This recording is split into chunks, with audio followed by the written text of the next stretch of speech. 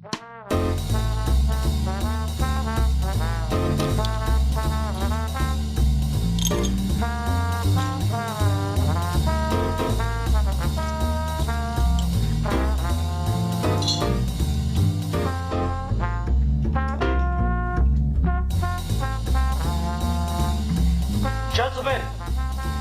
the time has come once again to discuss things.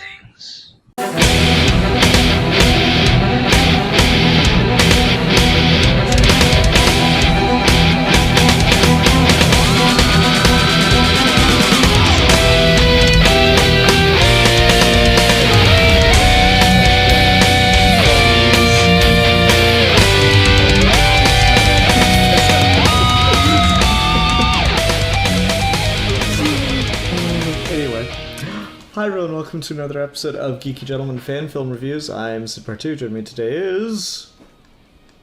Geek for fun. Indeed. And today we're reviewing a Spider-Man fan film by Corridor Crew, or by the YouTube channel Corridor, and they've got their second channel, Corridor Crew, and stuff. So just little show notes here, okay? So this episode is going up during Geeky Gentleman History Month, the month in which we discuss contributions that Geeky Gentlemen have made to history, but not really. And I was like, it's really hard to find fan films that like fit any kind of history theming, because period pieces are really hard to do as fan films. And this one takes place in 1965. So Alfie, the ball's in your court on that. I'm not going to require you, but I know you like a challenge, so good luck on that. I will say, I think that was a weird choice to make this take place in 1965. I don't think it was required, and I think it also like actively distracts from it a little bit because of just a lot of things, a lot of little things that you have to do to try to keep it's the 60s thing, but then I'm not sure if it was written in that way. Like, so Spider-Man's a quippy guy, right? Huh? And to say to one of the bank robbers, "What are you, like the new Subway mascot?"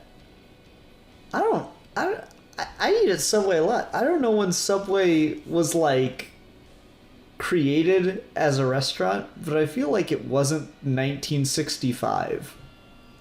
and if it was, I'm not sure that they had that color scheme. It was created in exactly 1965. Really, is it?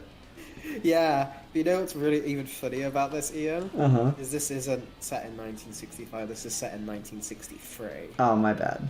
So even then, they missed it by 2 years. If we go by your date, they would have maybe squeezed by, but no. Yeah, August 28, 1965. That's funny. No, but like, so then there's that, and then they just, I feel like they kind of handcuff themselves, because like, he runs into the cake shop, and there's like a very modern UPS. And again, I don't fucking know when UPS was founded, but like, I know what a modern UPS truck looks like, and it's just clearly an incidental thing. It was parked outside the shop that they shot in, you know? And just the look of it. I don't know if police helicopters were like a thing in the 60s. Part of me doesn't think that they were. I don't know about like New York police like allowances and budgets and stuff. I know helicopters were a thing in the 60s, but I don't know if the police had them yet for civilian patrol and stuff. So it's just like stuff like that. I was like, I don't know. I feel like the choice to set this in the 60s did more harm to it than good. I agree with that wholeheartedly. Especially because I feel like it's Spider-Man fan film, or any Spider-Man thing really, set in that original period. It's like cocaine to me. Mm-hmm. Like, give it. one of my favorite runs of all time is the Lee Ditko Romeo stuff. I love that era for Spider-Man. It's against its contemporaries of the times, it's by far the best of what that was going on. It still reads well. Again, dated dialogue and stuff like that, but it's just sort of every new issue there's a new villain, and all of them became iconic. The dialogue is witty and stuff. The thing that this fails to match at for me is it doesn't use that saying in ways that, as a Spider-Man fan, annoy me. So for starters, it's 1963, so that would set this around Amazing Spider-Man 1 and like the first year of Spider-Man comics. Okay, makes sense. His outfit pulled directly from the pages. He doesn't have the glasses, but you know, he lost those glasses pretty early on, so I can give that.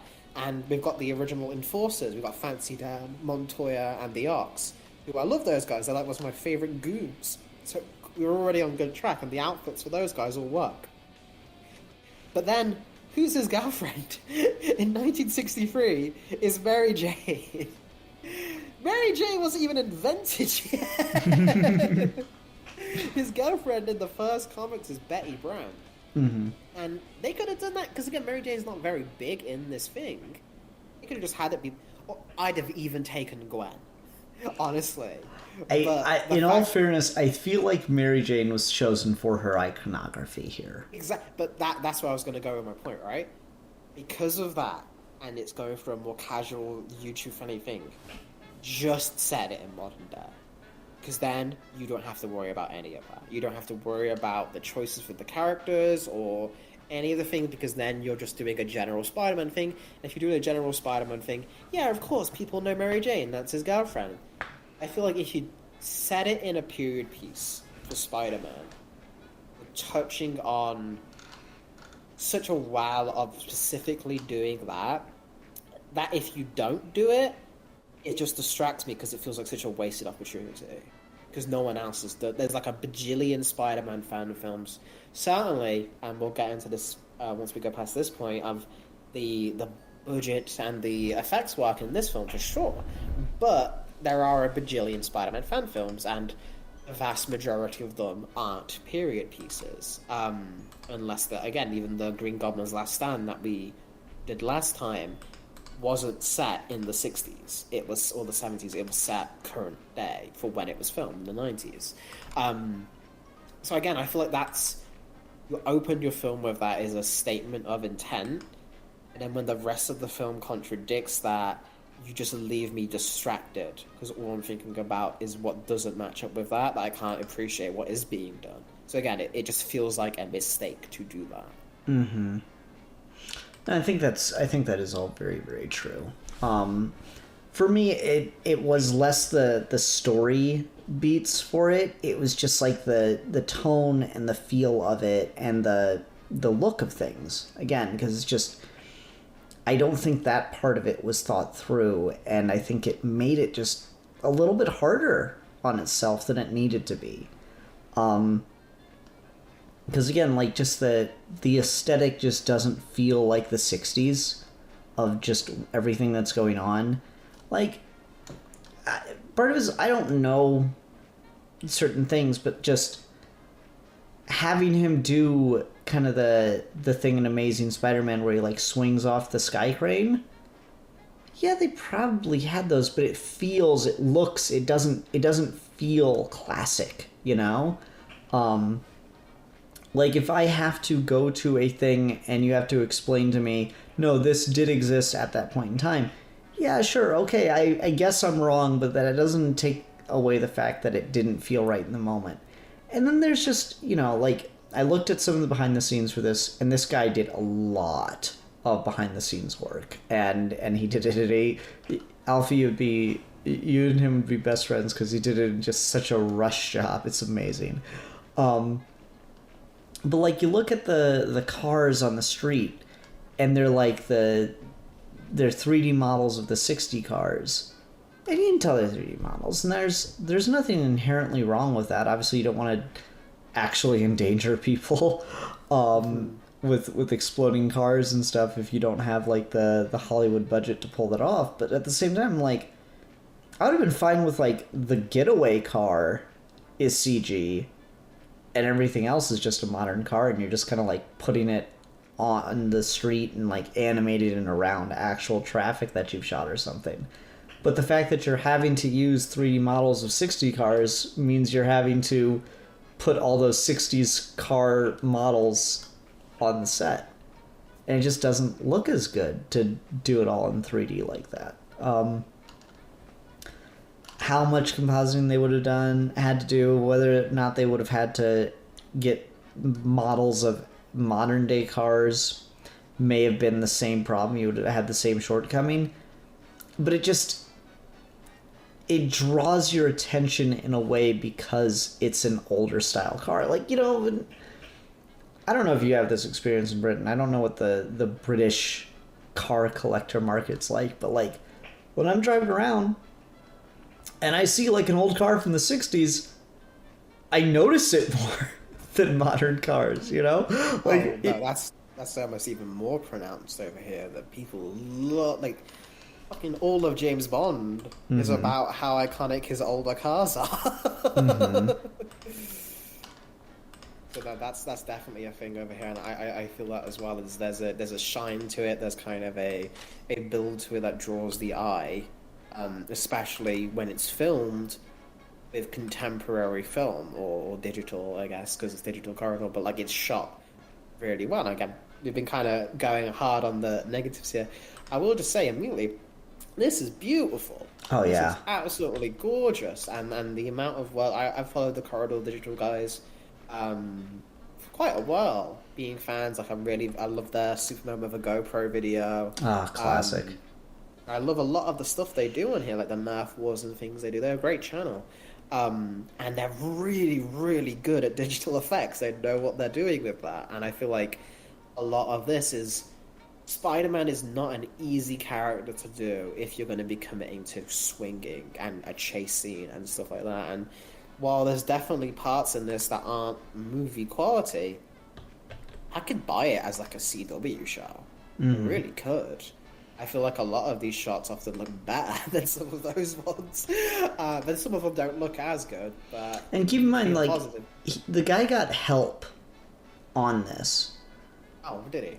The guy got help. He got help from the other members of the team, but like this is mostly just one guy's work. Just as a part of the team. So this is one guy doing all these like really amazing, breathtaking shots. Like from the helicopter down into the city. Wow. Like it is honestly impressive. It gave me like a little bit of like vertigo watching it happen. It's so well done and animated. The camera zoom on it and everything is just incredible.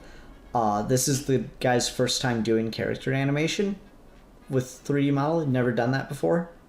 Looks amazing. Looks seamless. Like I know conceptually that it's a CG model of Spider-Man for a lot of those shots. It is done so well that I don't see it as a CG model. You know, it's just perfectly seamless in that way. Yeah, without a doubt. Again, I can't sing the praises of that more than enough. And I feel like that's definitely the highest strength of this. I think was intended, because these guys, that's like their bread and butter, is they're not going for, we want to be known as writers, or we want to be known as voice actors, or like the ultimate Spider-Man historians or anything like that. Is they are visual effects artists, and you're specifically saying this one guy in particular, really top job. But in terms of as a film, I think once you strip away my grievances with the Spider-Man canon of 616,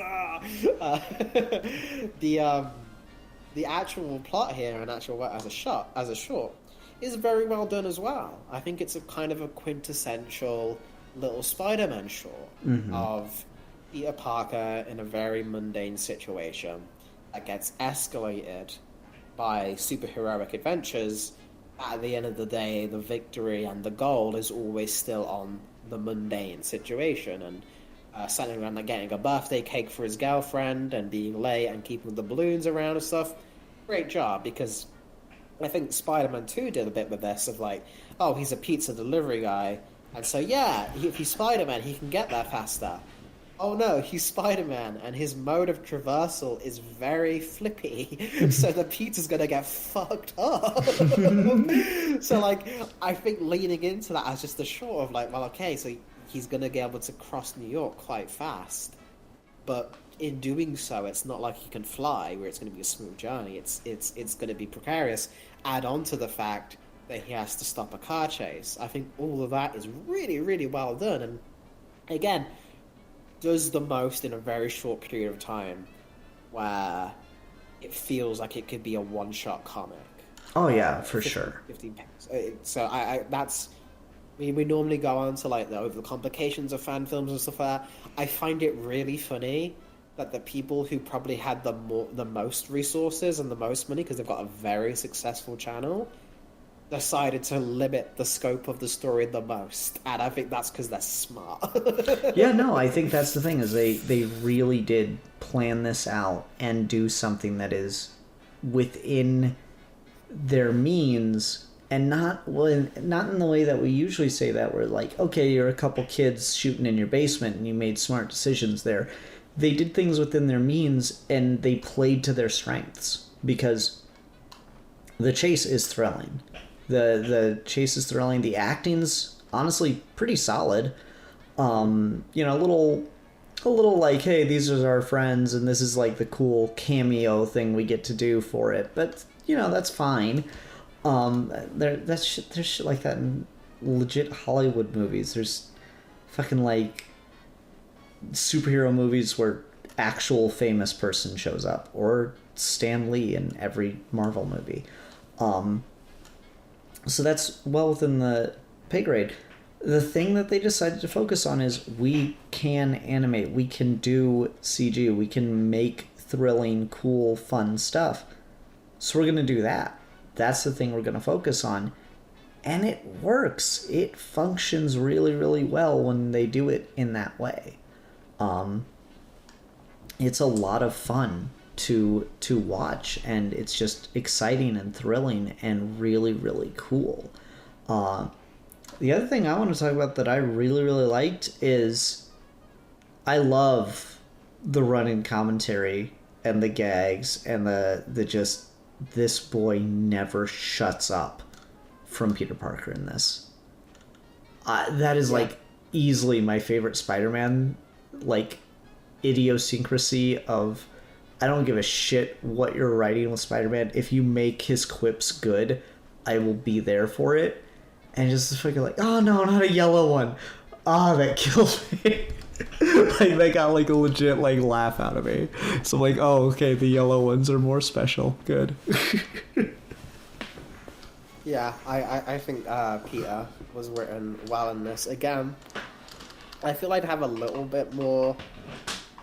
It's the fucking time period thing as well, man. It's like, again, you go for 1963 Peter, I expect him to be more of an asshole. It's like, again, if you go for this, Uncle Ben just died.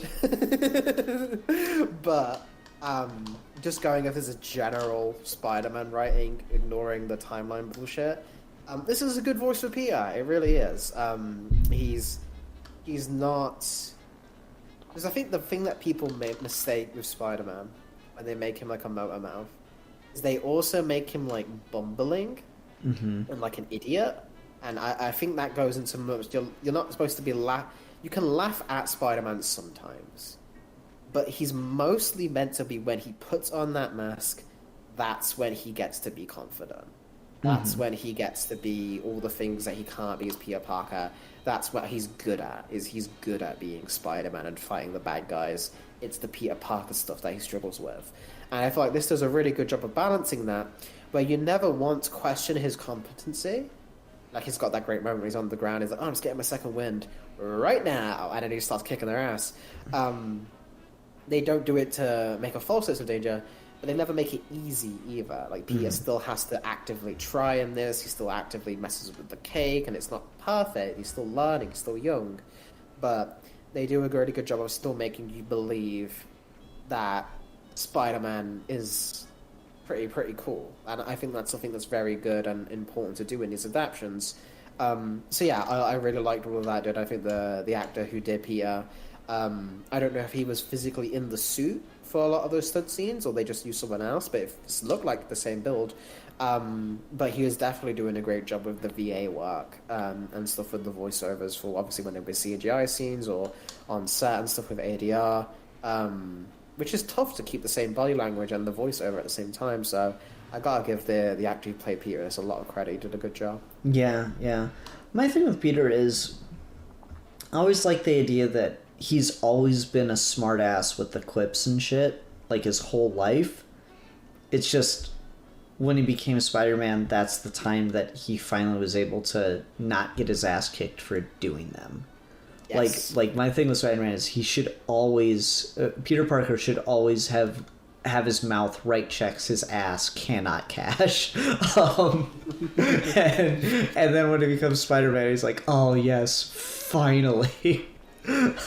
That's my personal preference with Peter Parker was talk shit, get hit.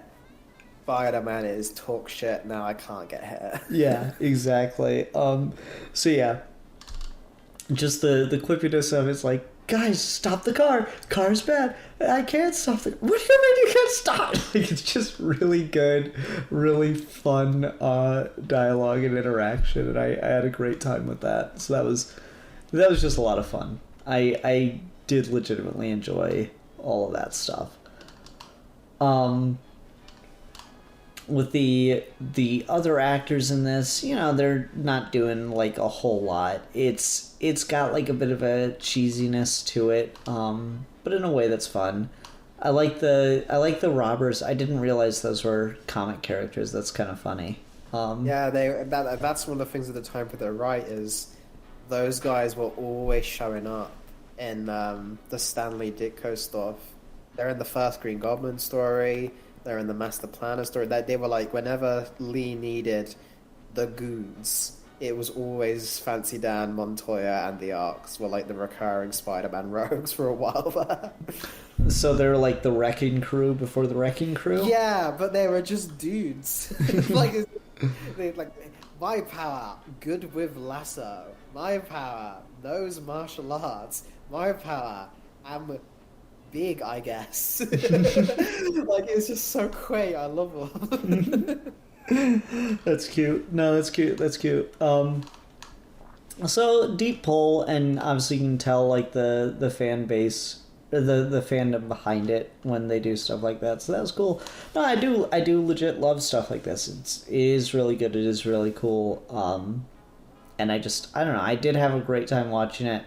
I do think the 1963 choice is the one like major issue that just didn't need to be an issue here. Yeah, I agree. Because again, it's one of those things where if you're fully committed to that, you brought in Betty Brant, you really maybe filmed the chase a little bit more small scale, so you could keep the shots tighter and only have to VFX in a little bit more to get the old-timey feel, and then just rewrite some of the dialogue to give Peter that more of that. Again, there's old... Again, in the fucking 60 Spider-Man, he's referencing the Ed Sullivan Show and shit. Like, throw one of those in. That will make it feel time period. Like, again, Spider-Man's always doing dated pop culture references. Go look up popular 60s things. Why not? There's things you could do in that to make it really feel like that, and another big thing about that, which I'll want to get your opinion on it first, is what did you think of the Spider-Man suit in this? I think it looks really, really good.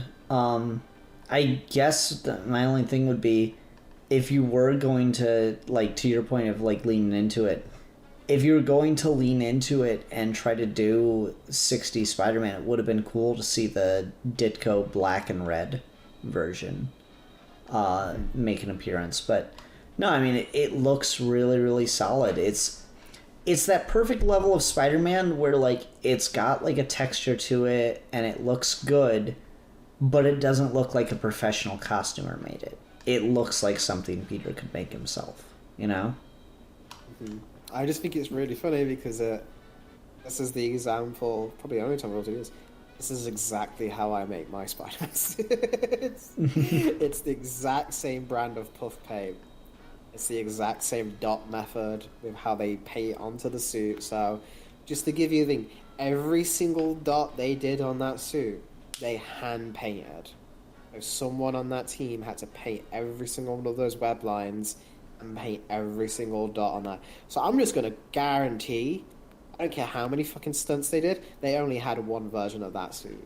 Because I don't care how many hours they spent doing the VFX work, no one in their right mind is going to do that for multiple suits by hand. Except for Alfie. Except for Alfie, right? And that's because I'm a psychopath. Your guys have successful YouTube channels. you don't need that fucking thing. So like, I really appreciate seeing that filmed to this level of quality. That always makes me kind of happy. Just, oh, look at that! These guys are doing the same. It makes me feel very close to that. My only issue with it is they use a face shell, which for people who don't know is basically for Spider-Man suits. For some people who want to get like the exact right face shape of what Spider-Man looks like under the mask, they wear like a little thin helmet that you put under the suit, and then you attach the lenses to it over the mask. How they did it with that in this one isn't quite right, because a lot of the time Spider-Man's got one eye higher than the other, or the fabric will be like too high up, and it just, every time I look at it, I just want to grab his face, just pull it down a little bit, because the middle part of the Spider-Man is too high up, and it's just little, again, y'all probably don't notice it because you're not fucking nerds like me. But for me, it's very distracting because I'm very perfectionist like that. I'm just like, oh, no, just pull it down, pull it down. Someone on set should have been there to pull it down and readjust the face shell. So he's got a little bit of droopy eye sometimes with the lenses, but outside of that, they did a really good job. I would have, again, ideally, if we're going all in for 60s suit, go with the Ditko suit, just fully lean into it. But at the same time, I understand, like, they were probably using a pattern from a pattern maker. That's not even an excuse. Because if you contacted me, Corridor, piece of fun, when you made this 3 years ago, you could have got me and I would have sent you a Ditko pattern ASAP. But, you know, it's okay. I understand. You don't want to call me out. It's fine. Anyway, but yeah, the suit looks nice, actor fills it out well, and they do a good job with when portraying Spider-Man in this, where he's not bulky. They don't bother trying to throw a muscle suit on there or anything. They let the actor's physique do all the work. And I think for Peter Parker, especially when he's meant to be young, that's what you want. You want the effect of this being a kid you could see at Comic-Con, because that's what makes him doing all these crazy shit more impressive and more surreal. Because you almost don't expect it when he does a backflip, because that's the real Spider-Man. And I think that's always a cool effect you can get in live action that the shows and the comics never can get, of really showing that, no, this is a kid under there. This is a dude. Mm-hmm. Mm-hmm. Yeah, I like a lot of that. I think I don't think I can add anything to the suit discussion, because you're just so much more informed on that kind of stuff than me. I guess we'll go ahead and go on to ratings then, because I don't really have much else to talk about with this one. I just think it was a really, really well done one, and they did just a really cool job with all the action. I loved it. Mm-hmm. Yeah, that's about the same. For me, Spider-Man Cake Day, very visually impressive. I would like Corridor to do some more like one-off stuff like this. Well acted, well shot, well directed, the good little score to it, the action works. Only thing that's holding it down is that 1963 at the very start. Is if you just set me up for that, and then you make me think about the whole way through, and then little visual inconsistencies here and there, I think prevent me from giving it a perfect rating. But vast majority of people aren't going to care about that, and for that, I really think this is something. If you're a Spider-Man fan, you should check out because it's really a labor of love, and they knocked it out of the park. So, I'm going to give this 4 out of 5.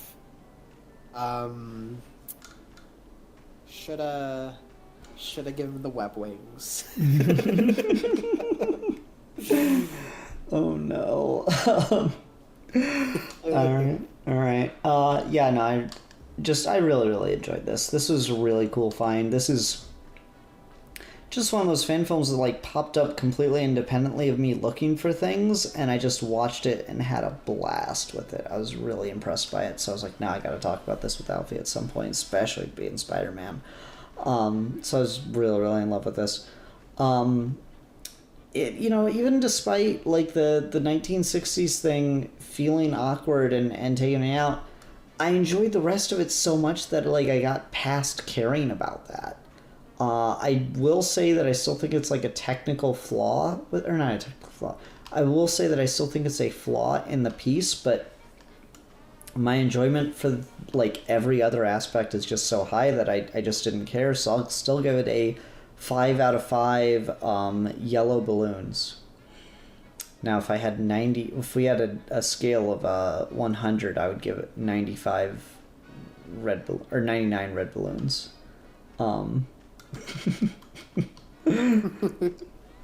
Anyway, Alfie, what fan film or fan project will we be discussing next time? Yeah, so this is a tough one to try and find. Yeah, it doesn't have to be historically based. I just thought it was funny that kind of worked out for this first one. So I was trying to see if I could skim that a little bit, but not particularly. I guess the thing I'll go with